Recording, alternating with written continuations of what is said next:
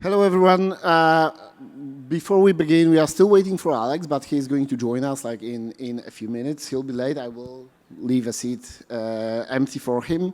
But yeah, thank you very much for joining me in this panel. I'm super excited about it. My name is Chris. I'm from L2Beat, and I'm the head of governance and partnerships. So I'm dealing with this gentleman usually on a day-to-day basis. But I'm super excited to hear what they have to say about what's coming in our space and how is the world gonna look like from now on. And in theory, these gentlemen do not need introduction, but for the sake of formalities, please give us a two sentences of brief introduction of who you are and why are you here. Marek? Hey everyone, so my name is Marek Olszewski. I'm one of the founders of Celo, which, as you probably have heard, is an EVM-compatible L1 that transitioned to an L2.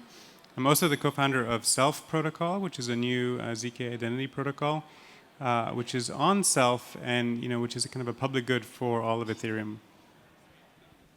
Yep. Hi everyone. I'm Declan Fox. I lead the Linea team at Consensus. Linea is a ZK VM layer 2. You asked why I'm here. I would say that I still very much believe that blockchain is a sort of technologically, huge innovation, and it's going to absolutely change the fabric of society. And every day we have these, we're surrounded by different networks. We have social networks, financial networks, trade networks, and I think blockchains fundamentally are a tool that gives us better networks and just better ways to do things and coordinate as a sort of global ecosystem. I thought we're all here for the beach. And the beach, of course. Mark? Cool. Hey, everyone. My name is Marc Boiron. I'm the CEO at Polygon Labs. Basically, Polygon focuses on scaling Web3 as a whole. So product people know us for is Polygon POS, which I'd argue is more of an L2 than most L2s. But I guess technically not an L2. Focuses really purely on payments and RWAs, even though people think about it as a general purpose chain. I would get that out of your head. That's not what it is anymore. Also focus on kind of interoperability, which we think is key to scaling Web3 through the AG layer. And then I'm also a contributor to Katana, which is a new kind of DeFi-focused chain that really is there to bring deep liquidity in a way that doesn't exist elsewhere and higher yields. Thank you very much. So let's get to it. And I would like to start by reminding that it's been 5 years since Vitalik wrote the Ethereum-centric roadmap on Ethereum Magicians. And the last 5 years were hard. We were trying to build this technology while surviving some kind of a Cold War with US administration and administration all over the world.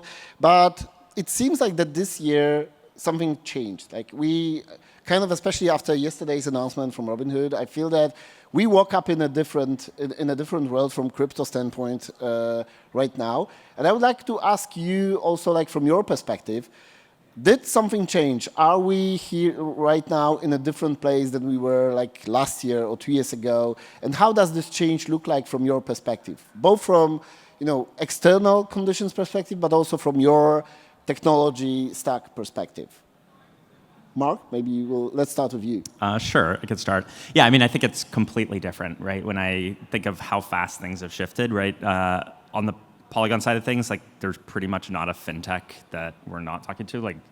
Every fintech wants to talk, and before it would only be about remittances. Now it's also about RWAs and how they can offer earn-type products to their users. And this is something that just wasn't true before. I think same thing on the RWA side of things, right? When we think of Apollo's ACRED product, China AMC's tokenizing their money market fund and using it to offer looping strategies on Polygon POS as well. Honestly, many more of these RWAs that are actually be DeFi kind of centric and actually useful. These are things that people just didn't feel comfortable allowing or even trying to push until the new administration. So from my perspective, it's a kind of completely different world in terms of the conversations that and let's also mention that right now every big election in the world is monitored on Polymarket. Running on Polygon. It's crazy. Everybody is doing that. So yeah, and I hope that soon we'll be able to also discuss Katana and how Katana is different than previous approaches. But let's move to Declan. How is it for you? Yeah, I would say one of the big things is the tailwinds in the US administration. We had a very hostile environment in the US for the last few years. Obviously, with Trump coming in, that changed things. We at Consensus, were basically fighting for years, and I don't use that term lightly. We were literally fighting, sort of the SEC and the overreach there, doing what we can to sort of protect Ethereum and crypto and open source developers, sort of culminating and actually ended up suing the SEC. So that was obviously a huge, relief once the sort of new administration has come in, and things have definitely changed there. I think on the sort of technology side, I actually don't think that the technology has changed that much. Like, we still have cheap transactions, but we had those, many years ago, maybe not on Ethereum, but there were still cheap transactions at low latency on other chains. So I don't think necessarily like that's unlocked new use cases so much. I think it's more that the sort of distribution is like coming into play now. I think Mark mentioned like fintechs, like we're seeing sort of big incumbents sort of who already have users leverage this technology to bring their current businesses on chain. I think that's actually the key thing that's changing in terms of like adoption. Yeah. And Marek, yesterday after Robinhood announcement, it was said that like they are bringing crypto to mobile phones all over the world. But actually, you've been doing this already in the past. So how does it look like from your perspective? Yeah, we've been doing it. We never did a beach wedding announcement, and I think that's maybe something that we should have done. No, I mean the tailwinds are, as you said, massive shift. We've been working with big corporations now for a while. We've in the past done work with Deutsche Telekom. We have this really amazing partnership with Opera. Who here knows Opera, the browser company? Amazing. So you're probably excited to hear that they have a really easy-to-use self-custodial wallet called MiniPay that you can download that has 8 million users now. It's basically a global Venmo or like a global Revolut-like product that now has been growing in adoption in emerging markets. And certainly that, the current shifts are just making it easier for companies like that to operate. Just yesterday, we signed a deal that we're going to be announcing probably next week with one of the biggest companies in the US. It's just amazingly different. So in a startup world, there's a saying, like commonly known rule, that what brought us here is not necessarily what will get us there. So I'm wondering, in this changed environment, how do you adapt? Like, what is changing? Like, how your approach to crypto and to going mainstream is changing right now in this new environment? What are you doing to adapt to it? Who wants to go first? Declan, maybe you. Yeah, I can start. I guess with Linea, like our actual history is, part of Consensus and R&D. Like we started working on rollups 6 years ago, started on ZK shortly after. So we've been building for a very long time. And internally, the team is very much oriented around building the tech, or at least it has been. And so I think we've got to a place now where the tech is almost kind of done. Like there's still obviously work to do, but like very much that mission of building, scaling infrastructure for Ethereum is somewhat complete. So now in terms of the shift that we're having to see and having to go through is actually, focusing more on go-to-market, focusing more on the commercial side. Like, technology is good, but what does it actually take to get more businesses and users on chain? So that's the sort of shift now in terms of, really just where Ethereum and this technology is at in terms of its like maturity life cycle. Marek? Yeah, so I mean, when we made the decision to transition Celo to an L2, it was, actually at ECC 3 years ago. Certainly, the landscape was very, very different. At the time, we had this, very strong conviction that ZK would be the future, but we thought that there was so much happening in the proving space that whatever technology we adopted back then might quickly be replaced by kind of future technology. And so we ended up going down the optimistic path. We picked OP Stack. But if you look now, ZK has come an incredibly long way, in large part thanks to work done by the teams here on my left. And it's pretty exciting, right? SP1 now is doing real-time proving of Ethereum blocks. That unlocks the prospect of doing full composability across all L2s, right? Everyone's jonesing for better UX, right? Everyone wants to make L2s feel like one system together. And I would argue that both with ZK and with this full composability, we're finally going to be able to accomplish that. And so because of that, we've leaned heavily towards ZK. Tomorrow, we're going to be announcing a new testnet that is powered by SP1 and uses EigenDA v2. A little bit of alpha for you. And that's really an effort towards moving towards kind of this future where we can fully compose with other L2s, with mainnet Ethereum, all in one block in real time. And we're really excited about that future. And what about like the market approach? Like how are you changing anything in terms of like how do you approach the market and how do you sell this technology? Because building technology is one thing, but then how do you get people use it and build on it? Yeah, I mean, our approach has always been the same. We're very focused on real-world use cases. Celo's origin story is one where we started in payments. We were really laser-focused on making it really easy for people to do peer-to-peer payments on Celo. That's why you can pay for gas with tokens on Celo, even without account abstraction. In fact, 50% of gas on Celo is paid for natively with USDT. Which is just a testament to how many normies are on the chain who are just using it for sending stablecoins back and forth. And we have a lot of these users, right, through partners like Opera. And so our business model is really one around strengthening these strengths and using it to attract new developers. Developers tend to really like users. And to be able to be put in front of all of those users that Opera has is just a really big value proposition that we can give developers. Thank you, Mark. Polygon is under a lot of changes right now. We had an announcement from Sandeep. You announced, you launched Katana yesterday. And speaking of making things differently, Katana is making some things really differently than the others been doing so far. So can you give us some kind of an overview? What is your approach for this? Yeah, so I think there's maybe 2 points that tie into that. First is I say this in a way that sounds kind of harsh, but I'm done with the tech. ZK's basically going to be commoditized super soon. ZK VMs are all going to look basically the same. We shipped out Zisk from our org so that it can be worked on independently. Everyone's going to get to a pretty low cost on ZK VM soon. Then they'll turn to latency and other teams can work on that. To me, it's all about product.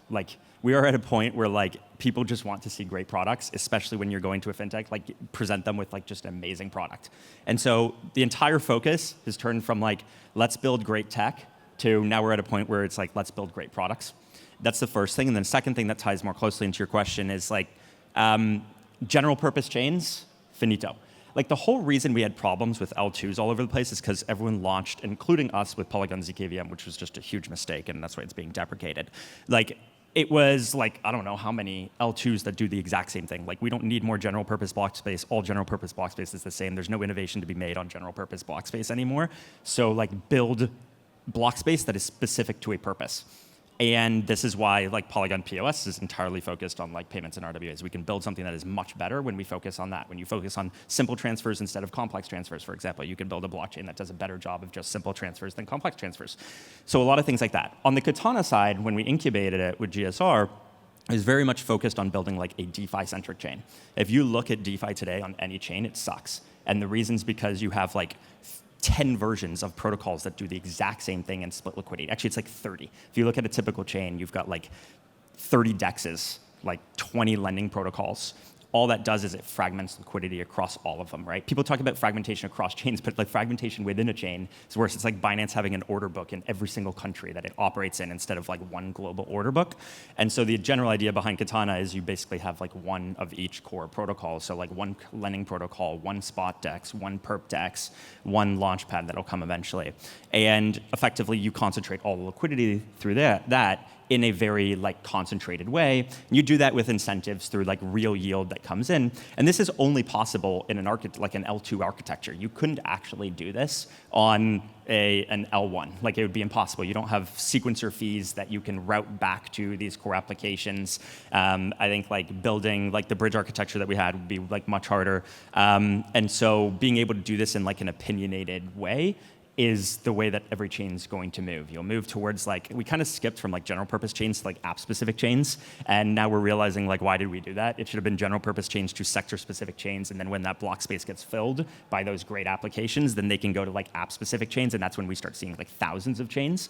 And so that's really kind of like how we're approaching it, like very differently now based on this idea that like general purpose block space is just completely commoditized.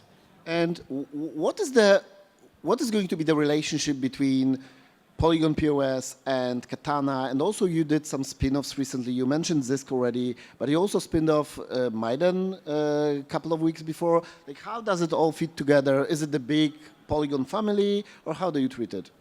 Yeah, so unlike the approach that I think most have in the Ethereum world is I don't actually believe in like only Ethereum being combined. Like Ethereum will, like all the L2s on Ethereum are going to win from being able to use Solana users on their L2 and benefit from Solana users tapping into liquidity on their own chains. And same thing with Cosmos and Sui and Aptos, and you can just keep going down the street. So like the core product for us that we focus on is actually the AG layer, which is really like a cross-chain kind of settlement solution looking very much like interoperability.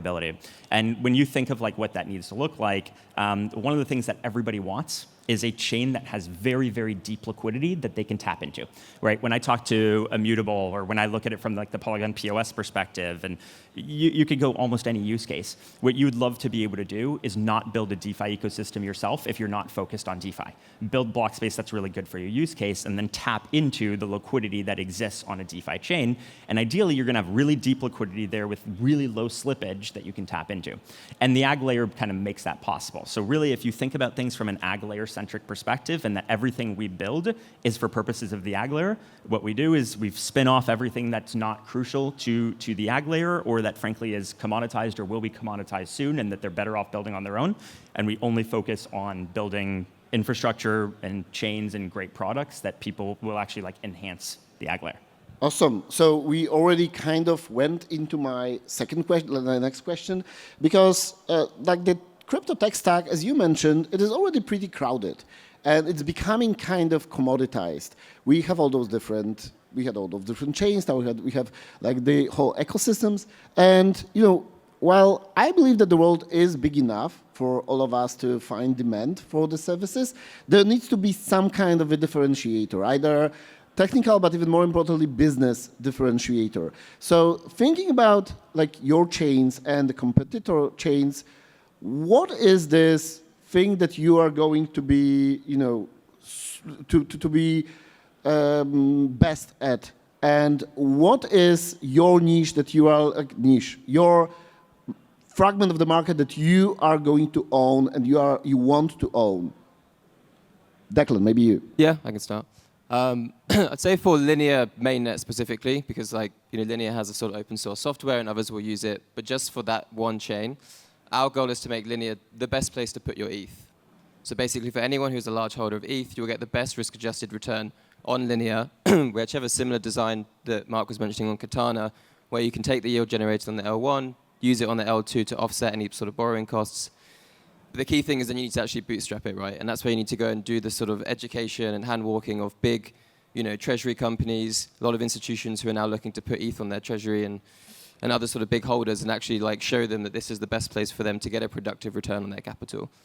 And the reason we want to focus on that is because obviously when you have the deep liquidity, that's what enables trading and all these other use cases to take place. So Linea mainnet will be the best place to park your ETH, and we're very much focused on that as like the core asset for the chain, which then obviously leads to sort of downstream effects. I think just to kind of touch the point on like the sort of tech side, I definitely agree that it's somewhat commoditized. Like all chains will be ZK, everyone will be under a second and under a cent, and that is true. And I think anyone who's EVM will have to be actually EVM, not like a fork of the EVM, because who wants to give up on a decade of R&D and billions of dollars poured into something and go for a fork? But I think the important part still on the product side is it's all about prioritization, right? Which is just like common sort of good Web 2 product practice. Like, how are you ordering these things? Are you going to go and focus on latency first? Are you going to go and focus on adding sort of DeFi, sustainable DeFi yield? Or are you going to focus on maybe having like a fully EVM equivalent rollup? Because again, eventually you're going to have to deal with these things in one way or another. And I think the go-to-market on the product side is now, how do you order those things, which everyone will have, in a way to kind of get that traction earlier for a specific ecosystem and chain. And I want to also dig into that, because consensus is this behemoth in our industry. You know, you are like, I used to call you IBM of crypto, because you have all those different offerings, and especially, you know, historically you've been here in 2017. And you've been doing all those different infrastructure pieces. And I remember back in 2018, you already had a very professional institutional offering and team handling institutions. I've been talking to them already back then. So how does it fit your Linea strategy right now? Like, how do you use this, you know, this benefit that you have from having this huge behemoth behind your back? How does it all fit together? Yeah, I would say there's like two parts. One is, we touched on it earlier, it's all about distribution, right? So like, you have this chain, like how are you going to go to market different? Obviously, being part of Consensus, we work very closely with the MetaMask team, still one of the world's leading Web3 wallets, and actually using that as a platform to bring users on chain. Again, in terms of like the actual user experience, you very much just interact with a wallet, and underneath the hood, it will feel just like a sort of Web 2 experience. But that's obviously a huge benefit from having that tight integration like within the company. I think another thing on actually the product side, which is sort of underappreciated in the space, is we work very, very closely with the Bezu team. Obviously, Bezu is one of the largest execution clients on Ethereum, and actually, like, you know, some of the product features we're going to be releasing soon, sort of, you know, going to 0.5 gigagas per second, having very low latency, and also doing it in a way that actually complements the layer 1. There'll be some announcements soon which kind of talk about this. Yeah, having a sort of L1 client team work very closely with the rollup team and the ZK team is like a hugely beneficial thing that we found. I think last year I mentioned like the sort of credibility of Consensus, right? When you walk into an institution, like a bank, any sort of big financial institution, you know, that sort of name is a name they've heard for years. We've obviously worked with them throughout engagements, you know, for nearly a decade now we've been working with them. So it becomes very easy for us to talk about, you know, why don't you go and buy a lot of ETH and then put it on Linea? Is that a very easy conversation to start having with them? And you mentioned Bezu, and actually a lot of friends of mine in institutions, they are doing their, you know, private experiments on Bezu right now. And from your perspective, what is the plan? Is the plan to someday bring them to Linea, to the public chain, or how do you see it? Yeah, great question. So it's funny because, you know, even before we started Linea, I was working a lot with these enterprises doing sort of private permission chain things, core and blockchain service, if people remember that. And so they're all using Bezu already. And so for them, like Bezu, EVM, ZK is all like sort of, you know, like a cocktail that they're really like excited about. It was just, oh, we're not really sure about plugging into Ethereum, like the public permissionless is like not really a thing we're ready to do yet. But actually the conversation has already shifted, and so many of them will start migrating to, you know, either initially just L2s anchored on Ethereum, but they'll still be somewhat public, like they'll have elements of privacy and confidentiality, or actually what the real goal is just shift them straight to Linea mainnet. There's not even a reason to have your own L2 ideally. It's just like, that's where the users' liquidity is going to be, that's where all the ETH is going to be. So just come there because you don't have to bootstrap, you know, all this sort of the liquidity and the other things as well. Thank you so much. And Marek, you know, I want to ask this question to you as well. Like, what is the sector and vertical that you want to dominate? But also, you are the representative of Superchain here in this group. And I'm wondering, like, how does it look from your perspective, both from Celo itself, but also, like, you are part of the Superchain. How do you see this play in the future? Yeah, so maybe just to answer your first question first, you know, Celo is really focused on real-world use cases. We want to win at, you know, peer-to-peer payments, global payments. Again, we have this big partnership with Opera, with 8 million people now onboarded into this really, really amazing and easy-to-use, you know, wallet that's really targeting normies. We want to win at uncollateralized lending. There's many uncollateralized lending protocols building on Celo. We want to win at on-chain FX. Celo has 25 stablecoins, I think 15 local currency stablecoins. So if you want to transact in something other than US dollar peg stablecoin, or if you want to do on-chain FX between different currencies, then we're one of the best chains for that. I think to do this well, we need to, a lot of these use cases require bootstrapping network effects. You need not just people interacting with capital in a smart contract, but you need people to be onboarded that are in each other's contact list so that they can transact together. And that's where we're really leaning into ways to onboard users without requiring them to bring capital. If you think about how a lot of onboarding has happened today over the years, it's always been tied to people bringing either compute, which ultimately comes down to capital, right? With proof of work, you were rewarded for bringing compute. With proof of stake, you were rewarded for bringing capital. Later on, with DeFi Summer, you were rewarded for bringing capital. All of these, people onboarded into crypto, and it's been quite amazing. Although, one interesting downside of this is that all of those people that we attracted are all very eager to earn more money from their capital, which is why I think we have this big number go up mentality in our space. But there's a lot of users who can benefit from a lot of these real-world use cases who aren't necessarily, maybe don't have the capital to put to work or to risk. And to do that, we need to solve the Sybil problem, right? We need to be able to reward people without the capital Sybil attack prevention mechanism that we've used today.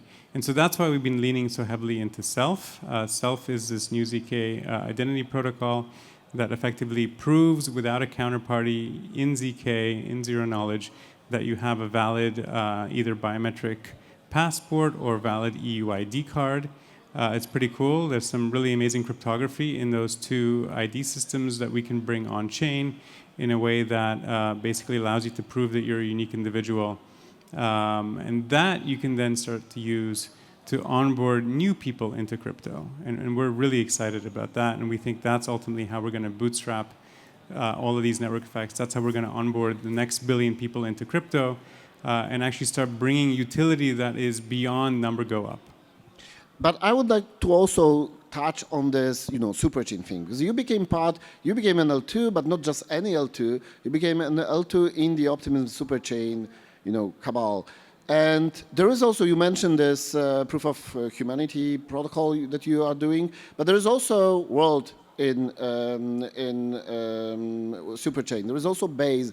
How does this all fit together, and how do you think that, what are the benefits, and what is your positioning within the superchain to, dominate your sector? Yeah, I think ultimately, superchain will give a really amazing interop story that's really going to be attractive for developers. We're excited about that. We're also just excited about interoping with all of Ethereum. I think I mentioned real-time proving. We're also working with Espresso. I'm very, very bullish on the fact that soon we'll be able to interop across all L2s with low latency, ideally in a way that's fully synchronous. But certainly I think superchain and the work that the OP team is doing is a really compelling model for doing that maybe quicker than will be possible across all L2s. As for Base and WorldCoin, I think these are really great projects that exist in the Ethereum ecosystem, and it's nice to be close to them, but it's also important for us to be differentiated. And I think at the end of the day, the focus that we have, the partnerships that we have, with folks like Opera, allow us to be very differentiated. Thank you. And Mark, same question to you, because you just launched Katana, but and you are building these things that you mentioned before. But how are you going to compete with Superchain, with Arbitrum, with Robinhood, with ZK Sync, with their Elastic Chain? What is going to be your unique advantage and your selling point? Yeah, I actually don't view any of them as a competitor, right? The reality is, you don't build network effects with 10 chains. And theoretically, you could if you could get 80% of the chains that generate 80% of transactions within your 10 chains, but that's very, very difficult to do. And then what would happen is others would want to come be part of it, and at a certain point they wouldn't be able to because they'd want some different technology. And from our perspective on the ag layer, it's not limited. Any chain can come connect to it. And that's like a very important distinguishing factor ultimately from like literally everything else that's being built. The closest things to that actually end up being things that look like bridges and solver networks like overall. And we're very much building the ag layer to be compatible with them rather than competitive with them. There's actually no reason that we need to compete with them ultimately. And so, yeah, that's like, I just don't see them as competitors. I love this. I love this take, and it brings me to my second question because, like, I asked already, how do we differentiate with each other and how do you like kind of compete with each other? But I wanted to ask also, you know, when I'm talking to institutions, they sometimes tell me that it's really hard talking to Ethereum L2s because each of them is positioning themselves against the other Ethereum L2, and it kind of becomes mixed because everybody is pointing out their advantages and their competitors' disadvantages. And then with Solana, it's like, okay, we're good. Like you just come to us and we're good. So how could L2s and Ethereum ecosystem in general, how could we work together and approach the market together? What could we do together, and what could you do with other projects, and how could you cooperate with other projects to, you know, to simply win and rule the world? I'll give the answer that people don't want to hear. It's not going to happen. Like it's just that simple. Like, and it's not like, of course, in my head, I would love for it to happen. Like, why? Like, if you can cooperate, like, why compete? But the reality is that you are competing. Now, where I think it's going to change is when you're not competing. As in, again, the problem with most L2s right now is they're all built the same. They all do the same thing, and so you're competing. What is ultimately going to happen is we are going to go and have a conversation with somebody around Katana, and I'm not going to compare to another L2 because it's literally irrelevant. We just actually have a better product because it's specialized for what it actually does. When I go talk about like Polygon POS, I literally, when I'm talking payments, I seriously do not mention another chain. It is completely irrelevant. We have 48 stablecoins in every single region in the world. We have all the regulated stablecoins in Southeastern Asia. We have basically every fintech in LATAM on chain. We have Revolut that does all of their remittances on Polygon POS. Like, I can literally keep going on about the ecosystem that already exists there in a way that if you're doing payments, I'm just going to sell you on POS because POS is just better. Okay. I don't need to talk about another chain. And I will do the same thing for Katana now that it's live. And so, and I think that's very different, by the way, from like a year ago, where I had to actually point out why POS was better than another chain because it wasn't sufficiently differentiated. And same thing with the ag layer. Like, I don't need to talk about like other interop solutions. It's here's a solution that's actually cheap, fast, and secure. That's it. There's nothing else that's cheap, fast, and secure. They might be cheap and fast. They're not secure. They might be secure. They're not cheap and fast. So when you have like a good product, you just talk about your product. Awesome. Declan, like, how do you see it? Yeah, I think, I mean, I do agree with Mark. Like, if you're going after the same users, by nature, it's competition. I do think like areas for collaboration, though, are still, at least, you know, in our perspective, like we very much care about Ethereum and making sure that Ethereum is a success, making sure that it becomes a global settlement layer for the world, making sure that ETH asset is the most important asset. So for us, when I see, you know, for example, Robinhood choosing, you know, an Arbitrum L2 over Solana, that's a net win. Like, I congratulate that. That's an awesome achievement for the space. And that, in my opinion, is collaboration, because that's going to make Ethereum more successful, which in my mind is going to make Linea more successful. So that is definitely an area where, you know, education and actually going and like talking about the benefits. And, you know, we've been doing this for years, like literally a decade at Consensus and now Linea. Like, we've been talking about Ethereum and trying to communicate on the benefits. I think that is an area I think actually more teams could step up to and like do more work, because it is a lot of effort to go into those rooms when you are against, you know, the SUIs and the avalanches, and you're sat there and you're trying to say, yeah, but Ethereum has all these reasons for being better and you should choose Ethereum. Right now, no one's even really in the room. So I think it's like trying to coordinate the right people to get in there, talk about those benefits, and also from a policy perspective as well. You know, we've done a lot of work in the last, I would say, year or so, but again, like, that's even broader than just Ethereum. Like, if anyone cares about crypto and bringing this stuff to mass market, we have to go and talk to regulators and, you know, talk to sort of, you know, geopolitical sort of environments to actually, you know, unlock the sort of use cases that we want to see, like, enabled by the technology. Thank you. And Marek, like the same question to you, but like I also want to point out that on the markets that you are present, you are competing often, for example, with Tron. And how do we make it so that that the global payments are actually on Ethereum and not on Tron or some other worse network? Yeah, that's a good point. We frequently, like to tell people and remind people that we are, the Ethereum kind of branch that is competing most heavily against Tron. I don't know about you, but, I would like Ethereum to win. And so we're working really laser focused on that. And it's going well. Again, through a lot of these partnerships that we've made, our daily active users continue to grow. And when you look at daily active users who are transacting in stablecoins, like we're frequently, a top 3 chain across not just L2s, but all chains. I think I'm pretty sure we're the only L2 that has native USDT, for example, on it, and USDT is used heavily in emerging markets. But in terms of your other question, I think, certainly on the regulatory front, I think not just across L2s, but across all chains, I think we've, as an industry, done a good job teaming up together.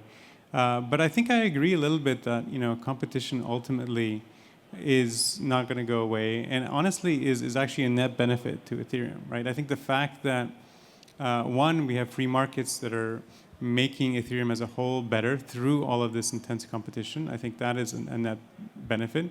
But two, I think our collective biz dev reach is much greater than Sui or Solana as a result. And so I think, to me, this is certainly, yes, you can point to the fact that maybe we don't come across as unified as maybe some other chains. But if you compare that to all the other benefits that we get, I think net, it's definitely for the better. I actually think one of the cool things, if you look at Celo, actually, like one of the things we look a lot at on the payment side is like payments like velocity. And you always see Celo just like way up there on that because it actually has like real traction, and it's done a good job. And I think honestly it's because you specialized in payments like very, very early. We look at this for like POS, like very high velocity as well compared to other chains. And I think that just shows that like, I think Tron just like happens to be a payment specific chain, like half by accident. Just half, but I think like it actually shows the value of like what Celo's built over years in like a very specific way when you can actually like get that kind of like velocity that actually ends up driving like a ton of value to the network and obviously its users who are paying fees. Yeah, absolutely. And you mentioned that this competition is good for Ethereum in general. I totally agree. Like I think that from my perspective, the best aspect of this roll-up-centric Ethereum development roadmap is not just the technological aspect of it, but the fact that we have right now so many teams that are trying to figure out like how to onboard people to crypto and how to find the niche and how to find the product market fit, and all built on Ethereum. And this is something that other ecosystems can just like keep up with. Like we've been doing this for so many years. It's hard, and it will take time for them to keep up. But 100%. Now I would like to, we were talking about customers and the chains, but I would like to now talk a bit about builders, because it seems like there is this narrative and this sentiment that there is a bit of stagnation on the DApp, new DApp front, that we are fueling so much money into different grant programs, accelerators, VC money is also flowing, but kind of not necessarily into the DApp sector. So I'm wondering, how do you see us supporting and making new dApps emerge and new dApps succeed in our ecosystems? And I especially want to start from Mark, because you took this opinionated stance on Katana, that there won't be 30 different DEXs, there won't be 30 different lending protocols, but still you want for people to build products on top of this infrastructure that you have. How do you see it? Yeah, I think one thing that we just need to recognize at the baseline is that when you get further into an industry, like the amount of unique things that can be built just decreases, right? So I think the idea that we're going to have the same DeFi innovation today as we had, 4 years ago, 5 years ago, it's just not realistic, right? That being said, I think there are opportunities, right? I think it goes back to this concept of like specialization. When you build something specific, then it allows people to build like better products. So I'm not sure that what we're going to see is necessarily the next big like DeFi innovation. Like you saw, AMM's order books, and then you basically see them come to the middle, and you've got effectively, V3, V4 style AMMs or just hybrid AMM order books, right? There's nothing else to like innovate from that perspective. I think lending with kind of like isolated pools and like, when you look at like Morpho kind of V2 architecture, Aave V4 architecture, you start like converging to something pretty close to what seems relatively optimal. So there's not going to be that much. I think what does change, though, is the type of user experience that you can create on top of these, right? Historically, it's been like, let's innovate on these, but like the user experience is kind of like fun for the degens and nobody else. Now we get a chance to say, okay, these products are like a little more stable. Let's actually build something that's a really good experience for a broader set of people, or let's build tooling that makes it easier for institutions to actually participate and offer a product to their users. I think what we're going to see then is going to be less like innovation at the app level, but more ability for apps to tap in cross-chain, in a very seamless way, which again offers more opportunities to get more users to other chains, more liquidity between chains. So I don't think we see this like massive innovation, at least in DeFi. I think we see a lot more optimization, better user experiences, all offered by creating a chain that enables that, and then core protocols that actually are kind of really ultimately like the end state of what a protocol might look like that people can now like safely build on top of.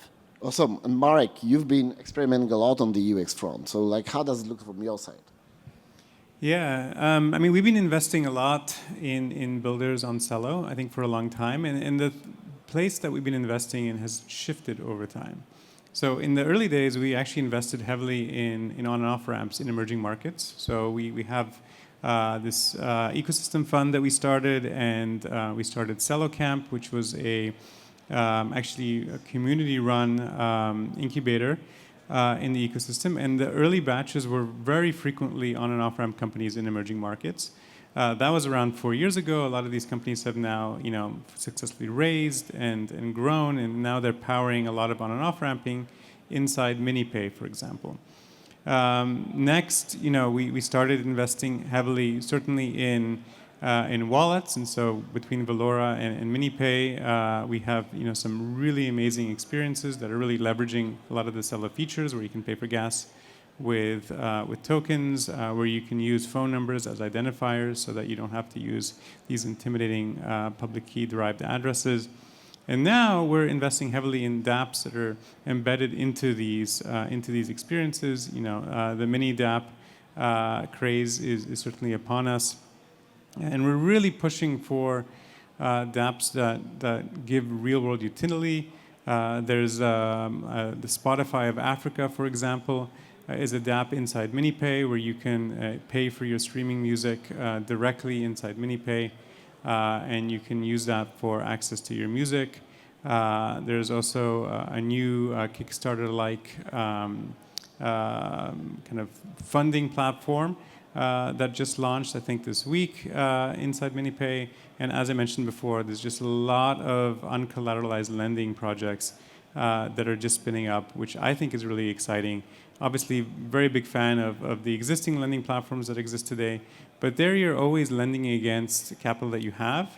A lot of lending in the real world is lending against future income.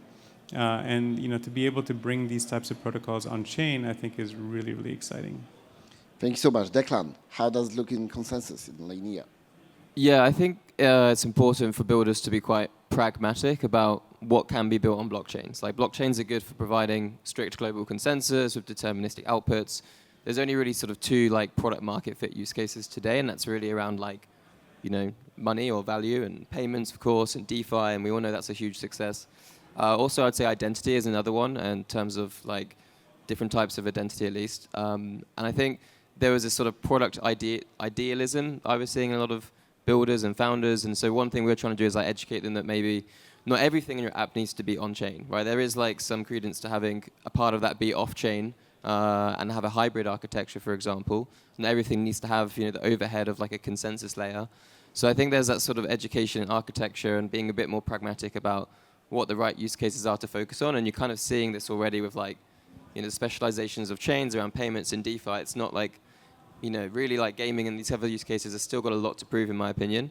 And at least from the sort of consensus and linear perspective, you know, one of our goals, and again, we're going to be announcing soon, we'll have, you know, the largest sort of developer fund or ecosystem development fund like the space has ever seen, and really just focused on like helping builders who do want to build those sort of pragmatic apps on Ethereum and on Linea, give them the support and the funding that they need to kind of get going. Thank you very much. I see already signs that we are probably at the time. So thank you very much for joining me in this discussion. And please give a round of applause to all those, my great guests. Thank you very much. Thanks for moderating. It's great.